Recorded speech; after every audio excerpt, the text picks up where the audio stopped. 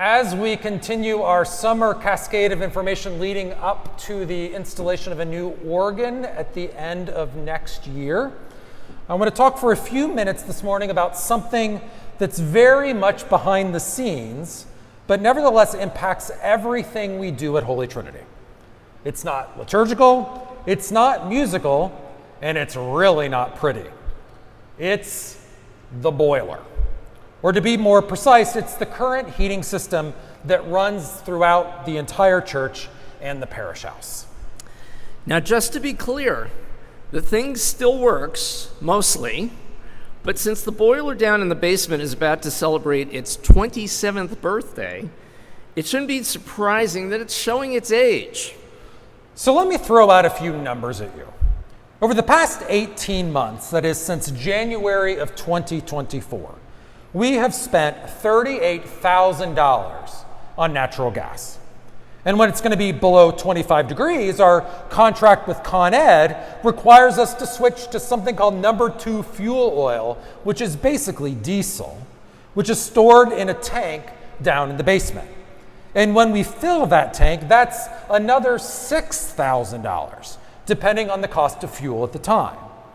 In any case, our current boiler is calculated to be 69% efficient. In simple terms, that means for every $1 of energy we burn, we're only getting 69 cents worth of heat. So it's no wonder our gas bill is about $30,000 a year. But that's not where the real problem lies.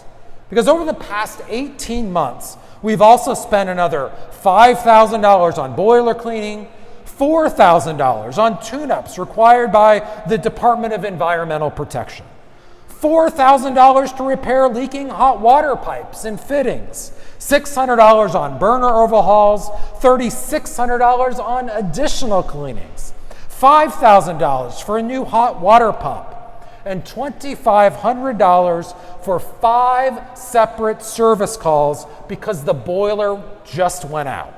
And when the boiler goes out, that means that none of the church has heat, from the sanctuary to the community room and to the apartments upstairs. Oh, but there's more. About a month ago, we had our local law 152 gas piping inspection. Now, you may not know what that is, but every 3 years, we have to pay a licensed plumber from our boiler company to walk around the building with a gas sniffer. The whole process took about 10 minutes and cost us $3,635. Thank God he didn't find something.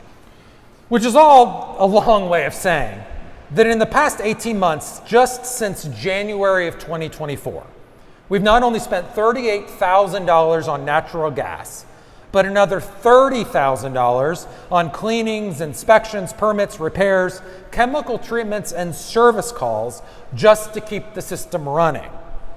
None of these are upgrades.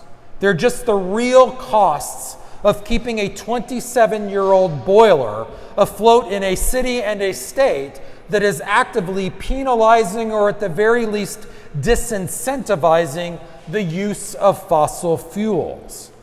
That's a lot of money, especially considering we spend more on boiler maintenance than we do on HUG. We spend more on boiler maintenance than we do on community living room. And we spend more on boiler maintenance than we spend on altar supplies, public relations, the bulletins, and building security combined. But there's still more, in that we've got more repairs on the horizon, including replacing the chemical feed valve, replacing the oil gauge, replacing the rusted out oil tank, and of course the replacement of the boiler itself, which is nearing its 30-year lifespan.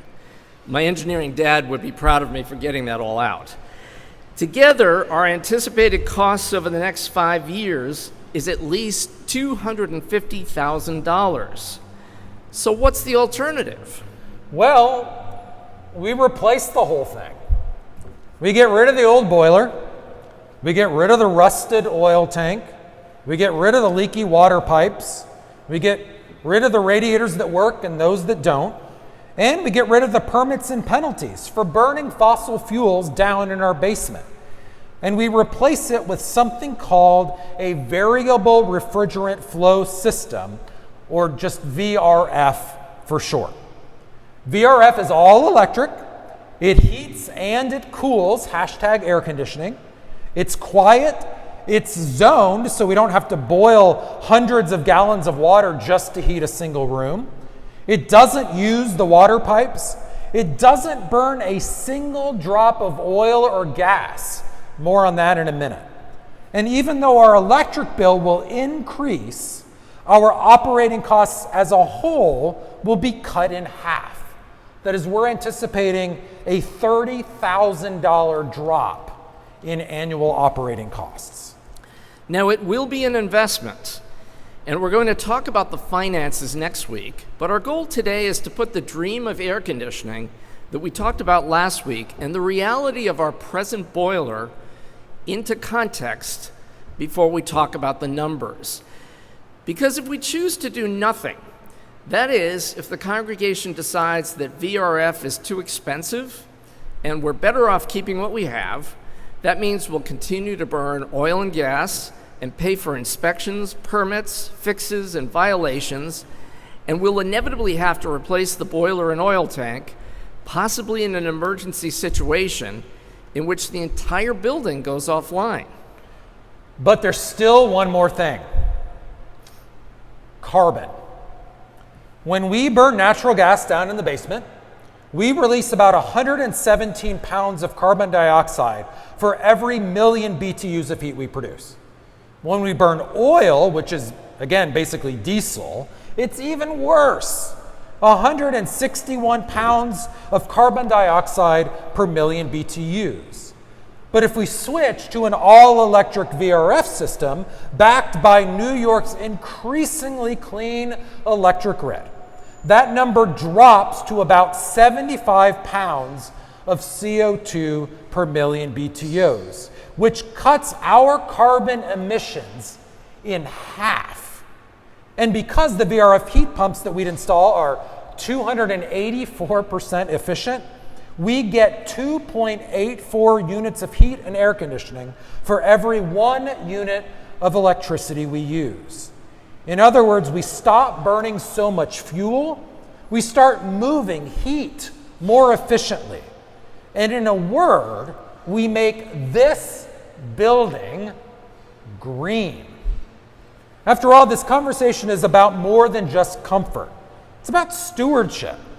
It's about saying that while we could feasibly eke a few more years out of our current system, the installation of a new organ in those few months in which there's no organ in here at all is the perfect moment to address our heating and cooling needs for the 21st century with the least amount of impact.